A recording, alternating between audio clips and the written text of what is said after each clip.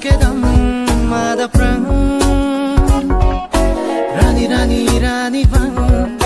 nang cholang du ne nang fran la nang koles kedam mada prang o pini pe kong nang pang don bang nga ke ra ki li ra mang che lo pon pun kai ke ta nang chu sang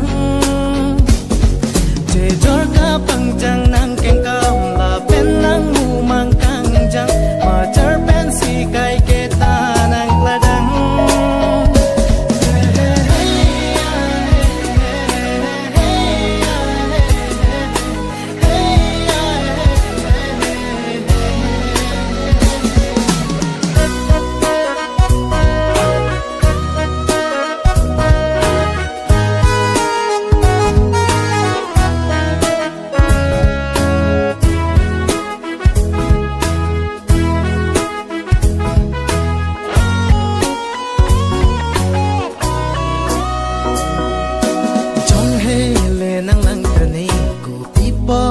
nang lang dorde la puan ke lang me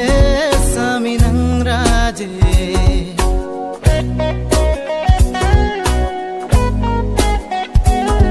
nang chongki dun jita hai nang chelo dun jita hai la puan ke lang me sami nang raje o kang ho tere dun cha tu de chong thare me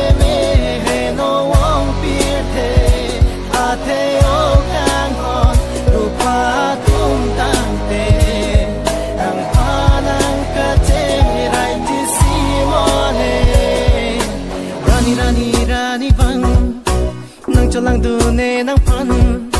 la nang koles kedam mada prang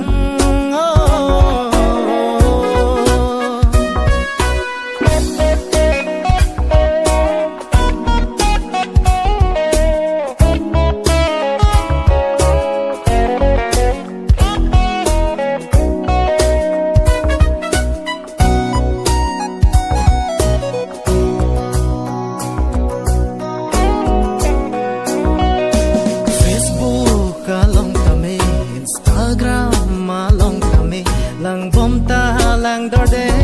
nang ra je ke me